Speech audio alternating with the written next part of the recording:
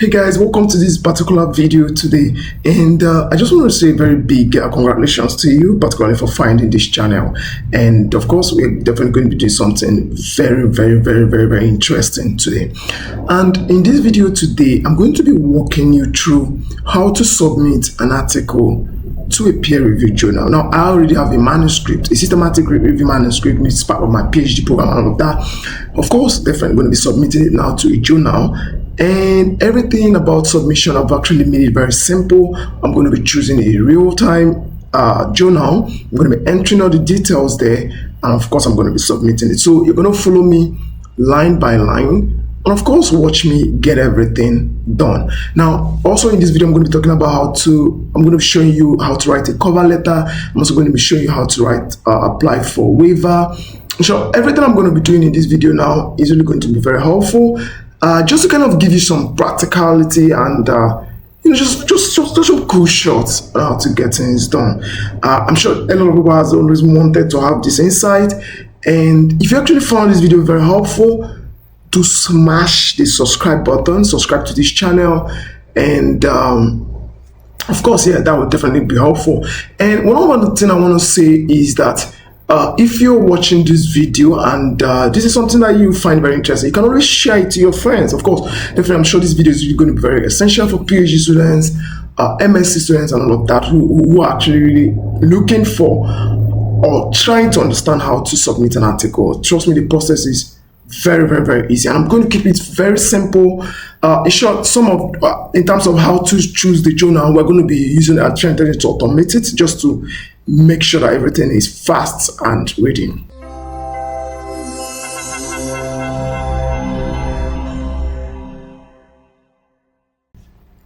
Now, just to get straight to the point, like I said, you could always hit the subscribe button. So the first thing I'm going to do now is to show you the article. Now, I have my article here. So this is a manuscript on explainability, trust, and bias in machine learning. So I'm just going to open this article, and then you're going to see.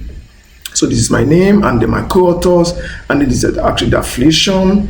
And I'm just kind of going to go down, and you're going to see that everything about the systematic review is here. So this is not a video about teaching how to write a systematic review, but basically I'm just going to go through this just to show you how it's being formatted. All right. Now, if you're going through this, you're going to see that it contains an abstract. So it means that before you submit a manuscript to a journal, you must make sure it has clearly an abstract written in there. Okay.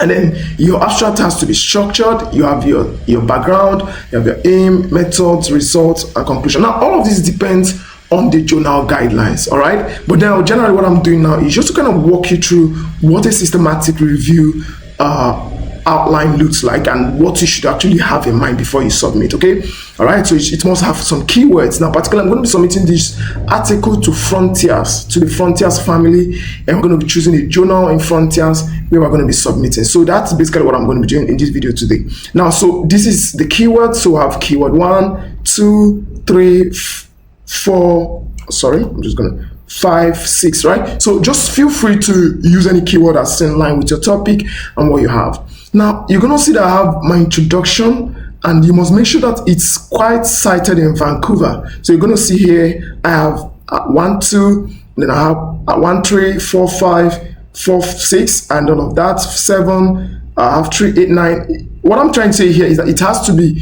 well cited in Vancouver. Like I said, all depends on the journal guidelines. So for this article, I'm going to be choosing Frontiers in Digital Health. Just feel free to choose anyone, but I'm just going to tell you what you need to do, particularly if you don't know which journal to choose, maybe with respect to the article that you're working on. Now, let's continue to go through what the structure should look like. So you're going to find out here that we have the methods, protocol, registration standards. This review has already been written, and we have Prospero, where it was registered. So just to confirm that, I could just click this. So this is where we registered it, and of course I'm going to search it online, and then you're going to see that this is going to come out. Just to refresh, let me just kind of hit that in again. Let's kind of just print it and see what it looks like. Preview, just to know why that seems not to be loading. I'm just going to go back there. Okay, I didn't copy the last number, so we're gonna copy that again. I forgot to copy 9, and I think just to add 9 here, and that's it. So you see that this protocol was registered on Prospero, right? So this is what we mean by registration. So I'm just gonna close that. Okay, I'm just gonna open it anyway, probably before the content. So that's actually what should be in your systematic reviews. So you need to make sure it's clearly stated, and then your search strategy is there. You have your tables well cited, and make sure that each time you mention any table, right? Each time you mention any table, that it is somehow cited inside of the text. So this is one of the issues some people have, particularly when it comes to formatting, right? So they are submitting an article and they have table 1, but it's not somewhere in the text. So that's actually going to be a big problem to you, all right? So what you need to do is to make sure that your table is properly cited in the text and also is contained right outside. So I'm just going to continue, and then we'll have our eligibility criteria, and of course maybe probably you might have this as a table if you want to, and then we'll have our data extraction, we'll have our risk of bias where we use the quadras tool, everything properly stated. And now to our results. So this is what the structure should look like. Now you have a figure here, your Prisma flowchart, which is figure 1. Now, like I said, you must make sure that figure 1 is cited somewhere in the text. So anytime you put any table or figure before you submit your manuscript, you must make sure it is clearly cited in the text. Now, guys, I want to just kind of say something right now. If you're watching this video and you're thinking of how to get started with a systematic review, we have an internship that is coming up. All you just need to do is to visit www.sentiseni.com. So I'm just going to show you www.sentiseni.com/internships. Right? You must make sure you put /internships. You're going to click on apply for internship, and of course you will get to select any cluster of your choice. So if you're watching this video right now and then you come to our website, of course you're going to see that we have several clusters. So when you click on the internships, of course if you decide to go that route, of course definitely you're going to get all the details about our internship. All right, so that's it. So let's actually go back to that. Now, remember, you're going to have your figure cited in the text, and then we're going to go down. You're going to have your Prisma, all right? So everything needs to be correct. So 8 included studies, well aligned, and then you have your table 2, which is a calculation of included studies clearly, and it's cited. Now, remember, what we are talking about right now is formatting. We're not looking at the manuscript itself. Right, we're just looking at the format. So how about table 3, and then it's clearly stated here as well. And then I'm just going to go down, and then we'll have our explainability as a mechanism, which is one of the themes of findings. And what about table 4? And then we need to be sure it's clearly cited in the text. You see table 4 is cited, and then we're going to go down to maybe probably table 5. Is cited also in the text. Now you can't have table 5 in the text and you don't have the table. Neither can you have table 5 and then there is no place in the text where it is referencing table 5. All right. So we've got to go down. Now we'll get to our discussion, and then you see that we have our implications of the findings. We have the limitations of the review. We have the conclusion, and then now this is also another part of what you need to have in your manuscript right now. So this is what we call declarations, right? So you tell us ethics not applicable. You could just copy this and apply, but then one of the things you need to understand is that these are some of the very important statements you need to make with respect to your article. Most times if you're trying to assess bias and all of that, all right? So consent for publication is not applicable. Availability of data material. Now sometimes here you could write that the data or the data extraction used for this review will be made available upon reasonable request by the corresponding author. Okay, so that's also possible for you to say, but now I'm just going to keep it at not applicable, just to make everything easy. Now I've kind of made these things bold here. Now what is called is author's contribution. Now you need to kind of write out how the authors contributed to publishing this manuscript. Now you could see here now DCI conceptualized this, COE did this, DCI and RCI did this, RCI did this, IPI did this. Now who are these people? Now this is just the initials that are used inside of this particular manuscript, all right, in preparing how we contributed to writing this article and of course to the execution. Now, of course, funding, computing interest, abbreviations all needs to be stated, and then you have your what? Your references. Now, this is actually what you need to actually have for this particular manuscript, and not something you really need to get so bothered about, but you need to ensure that your references is clearly represented and matched. Now, in some cases, it might require that you have references that are in APA, depending on what the journal guidelines want. So, but we'll definitely get to that, okay? Now, also here is your appendix. As a systematic reviewer, you need to have appendix that is detailed to each particular search strategy. So when it comes to PubMed, this is the search results that was gotten for PubMed. Now, when it comes to Embase, when I search for Embase, these are the search results. And when it comes to Scopus, these are also the search results for Scopus. And when it comes to Web of Science, there's also the search results for Web of Science. And then when it comes to IIE Explore, same search strategy there, because this is a machine learning related manuscript. And this is actually what you need to actually have in mind. Now, this is actually what you need to know so far. I'm not really going to waste so much time talking about the formatting. Now, what will you want to do? Now, ordinarily, you need to kind of have this particular manuscript in a PDF format, depending on what the journal wants. So what I'm just going to do is to convert it to a PDF. And how do I do that? I'm just going to click on this. I'm going to save as my computer. I'm going to go to the folder where I want to submit it. And I'm going to click on Word document. I'm going to click on PDF. I'm going to click on save. So that is actually just a snapshot of what you need to know about formatting. So it means that before you submit your article, you must make sure that it contains all of these. Just probably sometimes you might want to put some line numbers. Maybe just as I've done here, put in line numbers, which is maybe sometimes might be important if the reviewers are wanting to make comments. They can always reference with your line numbers that you've actually put in there. Alright, so that's actually going to be that now. The next thing I'm going to do now is I'm going to go to because after right now, the next thing I'm going to do now is I'm just going to go to I'm going to choose a journal. Now, the first thing I want to do is now, if you don't know any journal to choose, right? Look at what you're going to do. Now, what you could do now is you could copy the title, all right? And you could just open maybe ChatGPT or any kind of app or anything like that, and then ask it to suggest a journal for this. Now, alternatively, what you might want to do traditionally, if you don't have access to those LLMs, you could just have a look at the reference list of some of the articles where you've cited, right? Now, you see some of the previous studies that you've cited, you look at the reference list, I cited so many of these machine learning papers, this person published at Microchemical Journal, this person published at Information Sciences, you could just look at cluster computing, and then of course you go through reading all those journals one by one to see if it aligns, and then that is that. You could see Annals in Internal Medicine, and a lot of that, right? So that's actually going to be so this person Journal of Medical Artificial Intelligence and all of that, plus digital health. So this kind of gives you some information or insight on how to publish. Now, this is also another journal of artificial intelligence, because all these articles are peer-reviewed journals. But what somebody might want to do, if you don't know what to do, is just kind of come here. Of course, you could just put your title. You could say, let's just kind of copy the title, and I'm just going to copy that. And of course, I could just copy the title and just go to this place. Now I'm going to ask it to suggest a suitable journal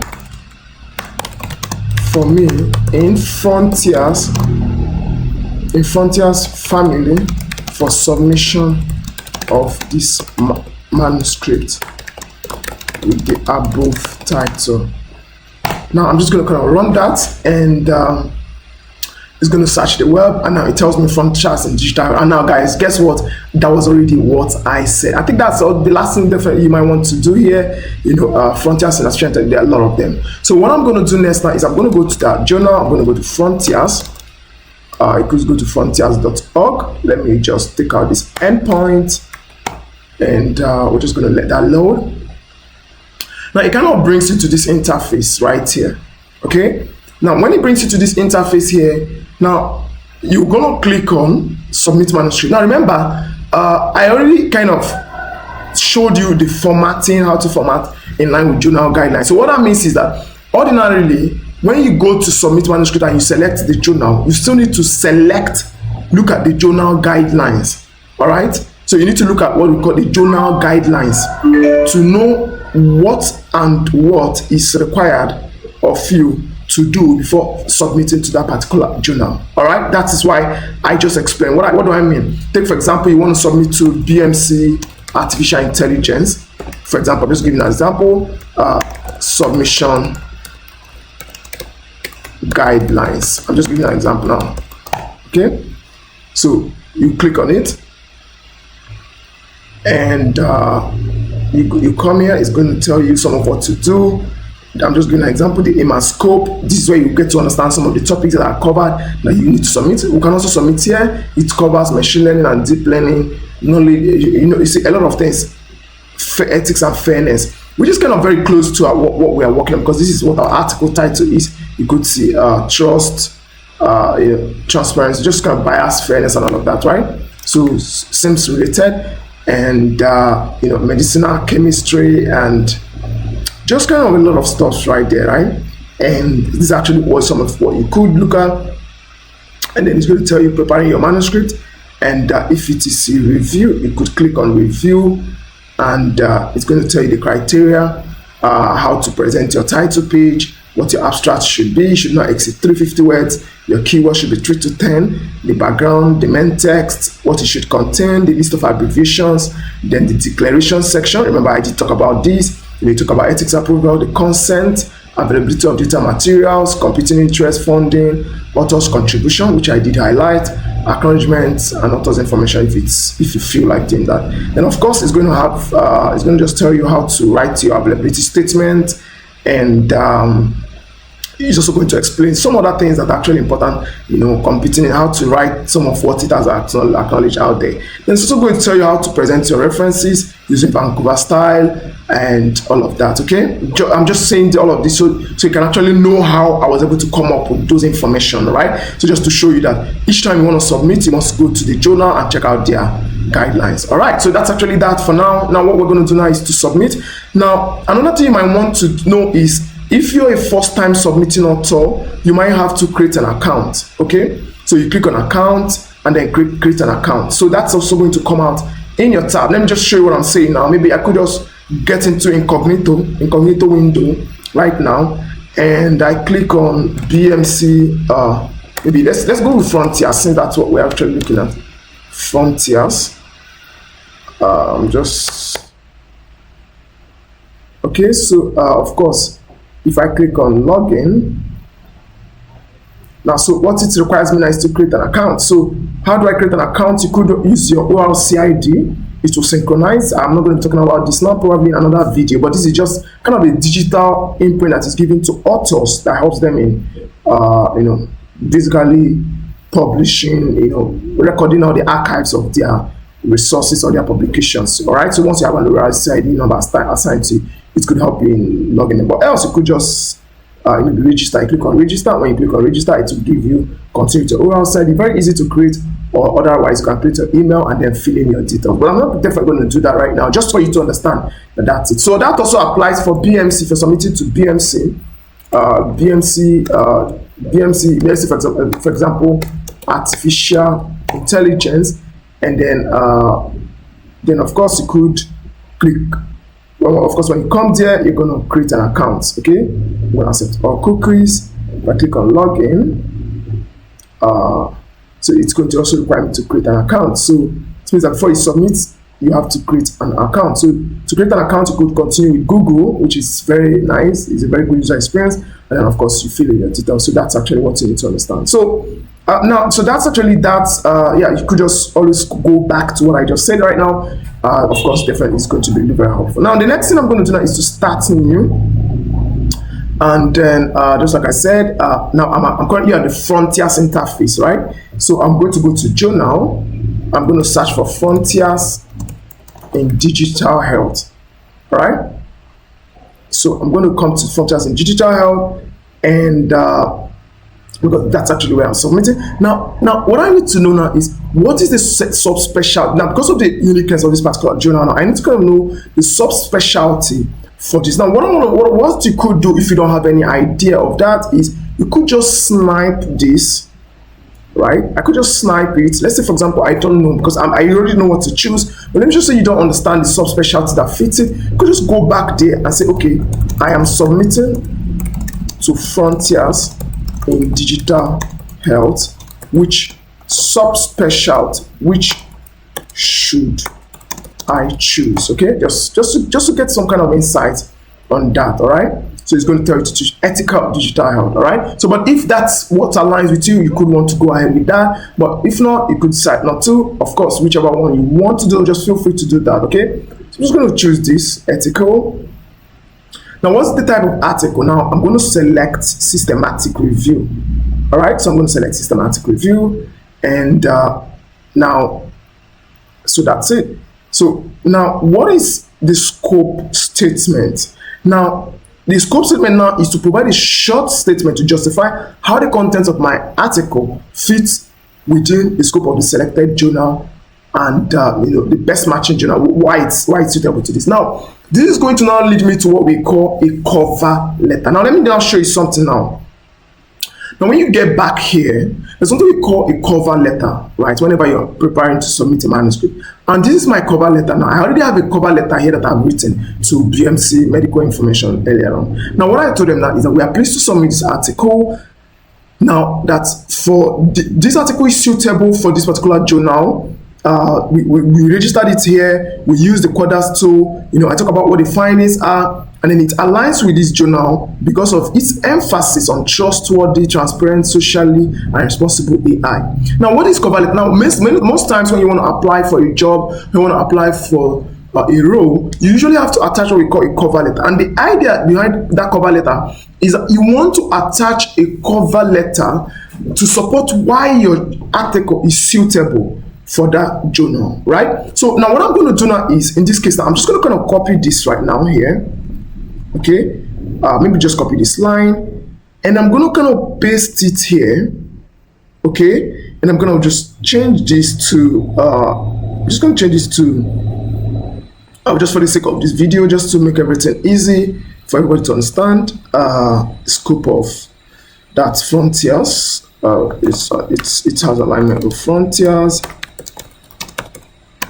in digital health, particularly its emphasis on that, and it aligns its original. The manuscript's original has not been published anywhere previously. That was just the dummy that I prepared, right? Please make sure you follow all the necessary ethics, as this video is just for demonstration purpose. I've kind of demonstrated for BMC Medical this, and so that's why I'm demonstrating here again. All right, so I can always edit it and paste, but we must make sure we maintain ethics when it comes to submission, right? Make sure you don't use generative AI, you write it out yourself, you state why it is, and then that's it. So this is actually some of the reason we believe this manuscript aligns strongly with the aims and scope of Frontiers in digital health, particularly with respect to this particular subsection, its emphasis on trustworthy and all of that. So that is just basically it. So this is me saying that that is why this content of the manuscript fits with this particular journal. So that's just a short statement for you to make there and actually get it going. Now the next thing I'm going to do now is to attach my manuscript. Okay, so I'm just going to click on attach. I'm going to go to this. I'm just going to kind of look for that. I'm just going to go to that place and then get my manuscript. Now remember, I converted this to PDF and Word. So it means I'm going to attach, I just selected both of them, and I'm going to hit it. So what I'm asked to do is to make sure I drop both the PDF and the Word document version for this. So this is actually what I'm going to do, and of course I'm just going to let that load slightly, and yeah, it's loading.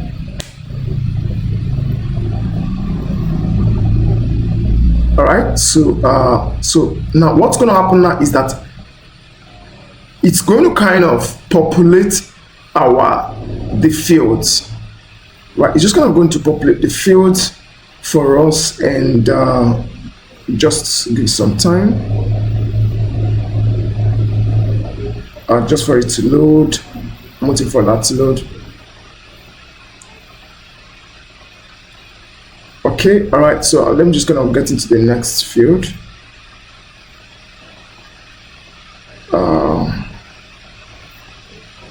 said we populated some section below using information from the manuscript, but it kind of seems as though our abstract, some of our abstract has not been populated. So we're just going to give you some time to. Okay, so while we're kind of waiting for that, so we'll just put a title. So what's the title? We're just going to get the title. Just in short, let me just get the title from the manuscript so we don't make any mistake. And I'm just going to go to this just for us to get it going. So the abstract, so we copy the abstract. So I will copy that, we'll go down. I'm just going to pick the abstract from here. So I'm going to copy from the background. Then I'm going to paste it here. Now, what's the running title? Now, a running title is just like kind of a short title that you could use to represent this manuscript. So what we could just call it is, we could just call it XAI and Trust in Machine Learning Diagnostics. Okay, so maybe you could call it Explainable AI and Trust. Okay, so that's just a running title. So just feel free to choose whatever thing you want to choose. So now we're going to go to the keywords. So how do we get the keywords? So you check the article. We have Explainable Artificial Intelligence, which I'm not going to be explaining right now. I'm going to select that. I think we have Trust, Infectious Disease, Social Medical Imaging, and Clinical Trust. So I'm just going to go back there. So I have Infectious Disease, and then I have Medical Imaging. I think that was wrongly spelled. So Medical Imaging, and then I have Clinical Trust, and then we have Algorithmic Bias. Now Algorithmic Bias,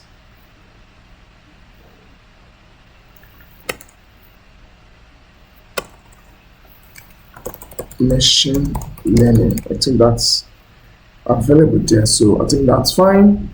And we're just going to click on Save and Continue. All right. Okay. All right. So for the sake of this particular video, now the next thing you're going to do now is to enter the email address of the authors, right? So that's actually very easy. So I'm just going to say Dave. Sorry, no, not that. I'm going to say Sensing Research Lab. Sensing.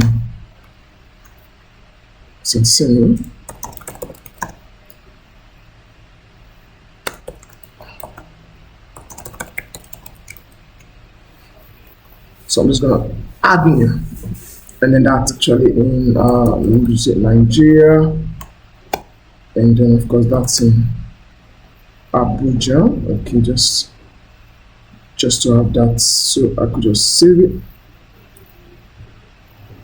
Of course, so I've saved that. So I'm just gonna actually add my name.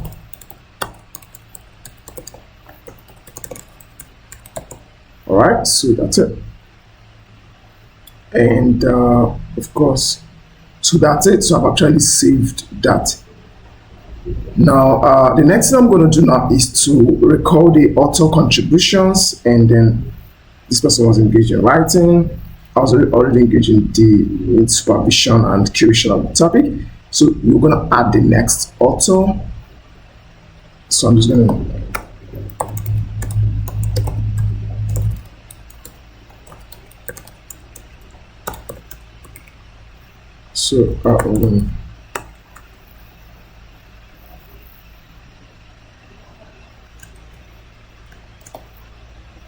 and then I'm just going to see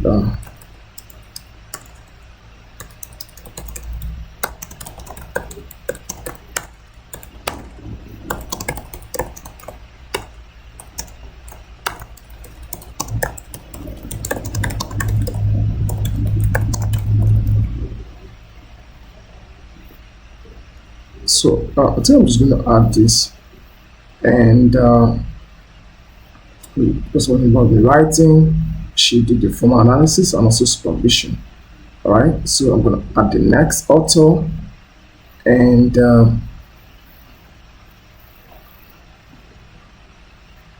okay, and of course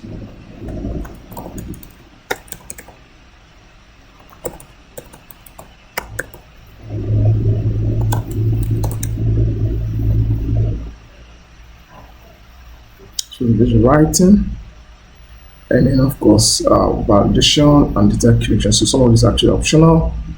Of course, the next one is going to be okay. So listen.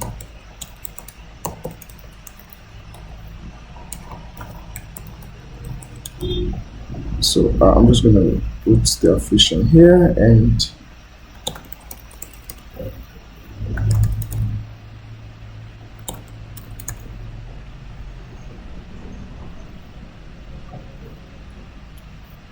of course I think that's that, and this is mandatory, rights on editing, and of course methodology.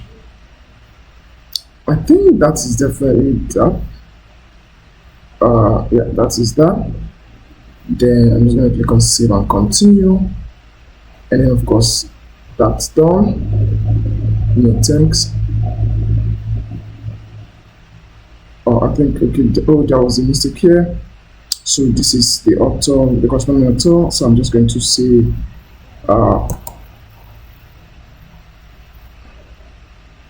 Nigeria, and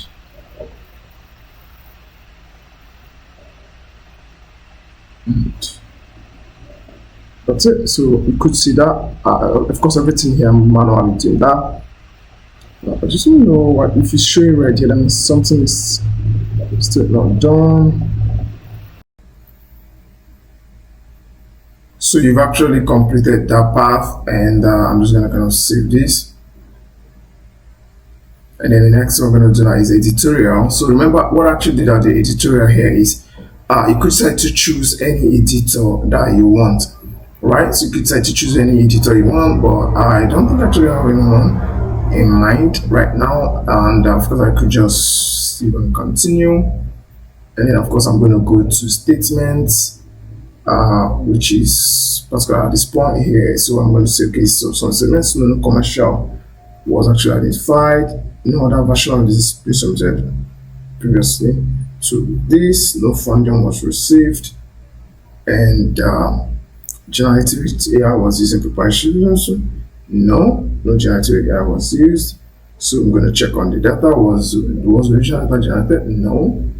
No. Have contribution been made publicly? No. So everything is no. And so try that. So you're going to click on save, and so it brings you to payment here. So what you could do now, I'm going to show you guys how to apply for waiver, and of course what you might want to do here is just kind of press save. Just this part, we'll come back to that. Okay, yeah, you need to check that particular box there. Just check it and save, and so I think that's actually that. So I'm just going to kind of close this, and I'm going to submit. So I'm going to click on submit. I'm going to click on submit, and you're going to get a notification that the manuscript is being submitted. So you don't have to refresh the browser while submission is in progress, and of course that's it. So now I'm just going to show you guys how to apply for waiver. So the next thing I'm going to do here is I'm going to say Frontiers waiver. So I'm just going to bring this. Remember guys to subscribe to this channel. Sometimes I confirm the above statement. Yes, so of course you could get the links if I'm going to be in my comments, or you could check out the link on Frontiers. Yes, I've submitted, and then go to next. Of course you could choose Nigeria, and so you definitely what you're going to do here now is You have to enter all the details. So you tell them why. You enter your name, you enter your phone number, you enter your title, manuscript number, short topic, fund last name, the amount you could pay, and then the reason why you don't have a waiver, and then you submit. That's how it works. So that's actually basically that for in terms of Frontiers, how to get started with submission and get things done. If you actually found this video very helpful, I'm sure this video is definitely going to be so helpful for a lot of PhD students. I'm definitely going to be making much more videos. Just like and subscribe, and ensure to share this video to whoever might need it. And then also, I want you to kind of understand that we're definitely going to be doing some intern. We're going to be doing an internship, systematic review internship, how to ethically prepare an internship, prepare a systematic review anytime soon. So just go to www.zentin.com/internships so you could apply for our clusters. And then I'm sure that's really going to be very helpful for you. If you don't know how to write a systematic review, you're tired of watching videos online, that's definitely going to be very helpful for you. So other than that, thank you very much for watching this video, and see you in the next one. Bye.